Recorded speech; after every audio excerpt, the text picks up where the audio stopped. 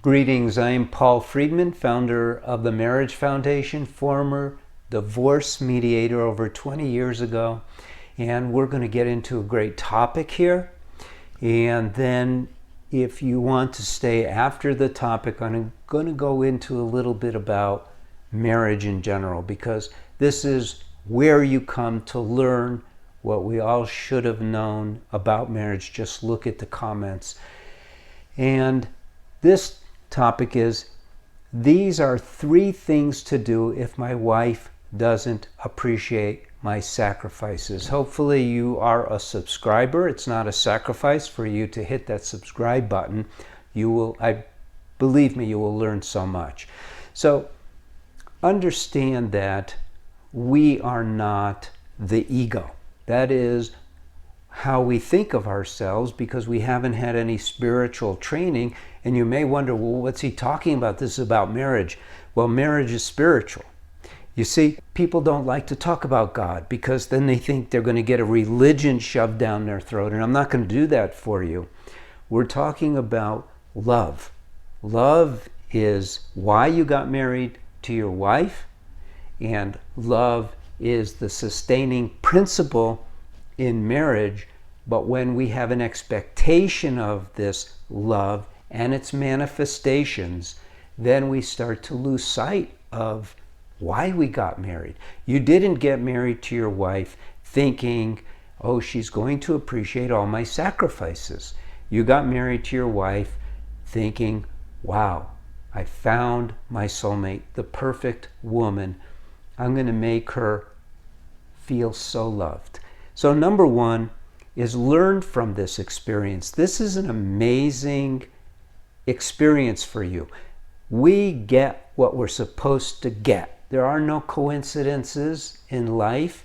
There is a God, there is a plan, and we are here to evolve. What does that mean? It means that we are to learn love. We are to be who we are meant to be, the soul, not the ego. And the soul is all love, all joy. Your marriage is also supposed to be all joy and all love, but not because of your wife. It's supposed to be that way because of you. You can't control her. You can only control yourself. And so that which you learn from will improve your sense of true self. So what do I mean by that? Learn from this experience. When my son was 8 years old and going to school, one day I was giving him a ride to school and he started to cry. What's wrong? And he said, well, so-and-so doesn't like me. He did this to me. And I said to him, well, what are you going to do with that? I don't know.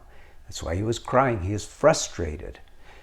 Frustration, anger comes from not getting our way. And I said, well, you can learn from this. You can't change him, but you can learn from this that if you treat others the way he's treating you, it's not so pretty, is it? And so learn from this. So the appreciation that she is not showing, learn from that and show her appreciation for all of the things that she's contributing. I don't like the word sacrifices. We don't really sacrifice. We put that image in our minds. It's a self-congratulatory, oh man, I'm sacrificing so much. Trust me, in this world, we don't know what sacrifice is. What you're doing is you're going out of your way to please yourself by pleasing your wife. That's not really a sacrifice. You're not really doing it for her. If it were a true sacrifice, the word sacrifice would never come up. Because when we give to that level, there's no thought of self. There's only thought of service. So it's not even that. What it is here is you're not feeling appreciated. Then you learn and you go, I need to show more appreciation to her. So number 1 is learn from this experience what it feels like to be unappreciated. Don't feel sorry for yourself. Instead, turn it around and show appreciation for others, not just your wife, but for others. Number 2, gain a deeper understanding of love. This is so important. In marriages, we talk about it, but we don't live it.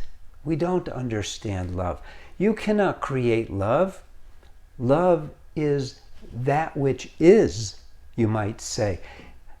In some cultures, God is love. Love is God. I agree with that. It is the infinite, has no boundaries, has no limitation, which means that when we start to live within that love, we start to really realize what marriage is all about. Until then, it's I, me, mine, hers, mine, whatever. We're not gaining the experience of love that we actually got married to gain the experience of. So learn about love. Question yourself. Look in the mirror and say, do I really express love? Am I feeling love? Or am I more worried about what's in it for me? Because that isn't love. And I don't care what they're teaching in the world today, it's wrong. There's no benefit to having boundaries in marriage and having give and take and having fairness. There's no such thing as those things anyway. Marriage is all about love. You got married to be happy. You want to be happy, you have to learn to love unconditionally. That's where it's at. Number 3. Another thing to do is recognize the fact that she isn't going to change. And then accept her for who she is. You married her for who she is. You didn't marry her with a list of things that she has to change in order for your marriage to succeed or for you to be happy. That would be insane. So here's something you didn't know, and that is that nobody changes until they reach a place where they themselves think, oh, I have this flaw, I need to change it.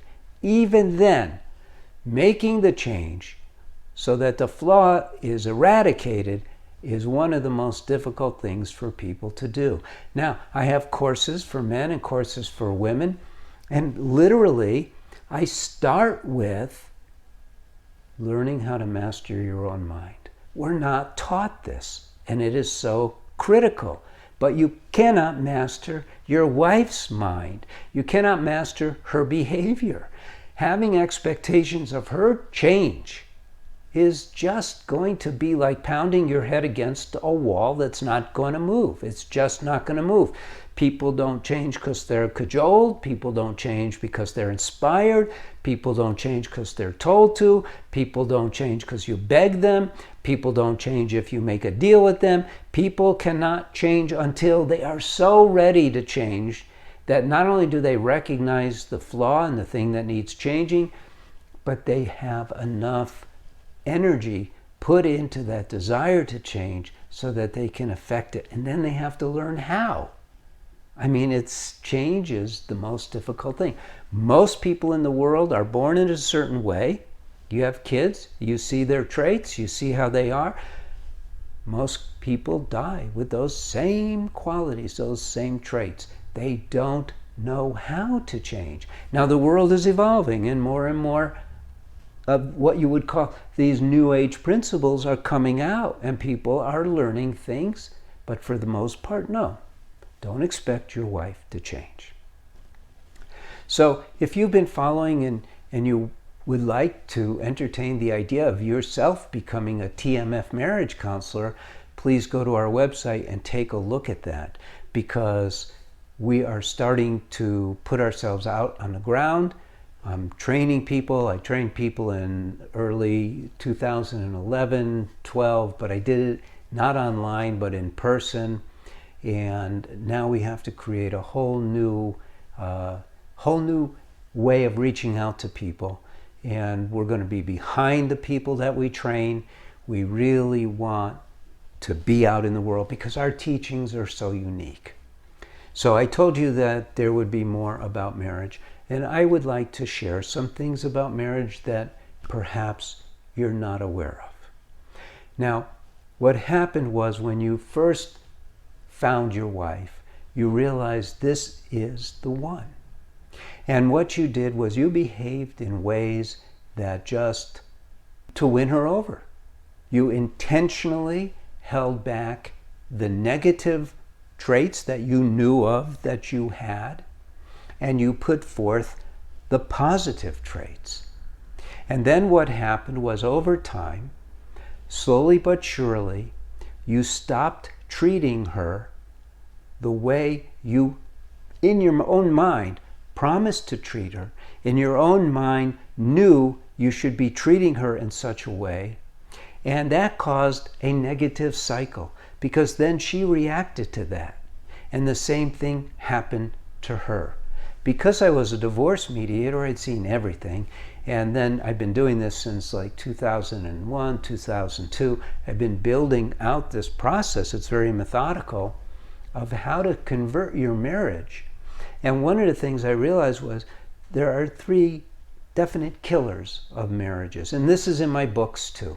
And those 3 killers are, number 1, what I've just been talking about. It's called overfamiliarity, where you are basically taking your wife for granted. You're missing out on so much. You see, you got married to capture that love that you felt initially. And most people in the world say, yeah, but that naturally goes away. It does, because you don't do what you're supposed to do for it not to just not going away, but it should be expanding every day. Love and happiness in marriage are supposed to, when you're doing it correctly, expand every single day to where you're floating, where you just can't even imagine being happier. And then the next day comes and you're even happier. We're not taught these things because the world hasn't yet caught up in this way. It's evolving, but it's evolved tremendously materially. There's less starvation in the world. There's more technology in the world. But spiritually, we're still living under the same rules of the dogmas, and we don't realize that love is what it's all about. And marriage is like the most incredible vessel of love when you know how to do it. You know, I used to speak at Second Saturday, which was a support group for people getting a divorce, to show them maybe it's not too late. And what I would say to the men, not to the women, I would say to the men, if I gave you keys to a beautiful helicopter and said, it's all yours, go enjoy yourself, and you got in and you figured out how to start it up, you'd probably kill yourself even before you got that thing off the ground. And this is the way marriage is. We're not taught. And what we are taught is usually mundane nonsense. It just doesn't make any difference. Marriage is supposed to be lived on the highest plane of love. Now, those are the things we need to learn. And it's not too late. Get one of my books. This is not a sales pitch, but get one of my books. You know, if your marriage isn't too bad, just get one of my books. It'll blow your mind how much you learn. If your marriage is in trouble, and I don't think it is with this particular topic, then get one of the courses. Get the course for men so you could completely transform everything. You know, read the testimonials that we have. Okay, now I'm getting a little salesy. I'm sorry. Anyway, I want you to start looking at your marriage differently. I want you to see it as, why did I get married? How do I achieve these goals? What do I need to do? And then we can help you. Because that's what I've done. I've studied marriage, created literally teachings for marriage. And I want you to have it. All right, I'm Paul Friedman. I founded the Marriage Foundation. God bless you. I'm glad you joined us. Like the video, subscribe, and be in joy. God bless you. Take care.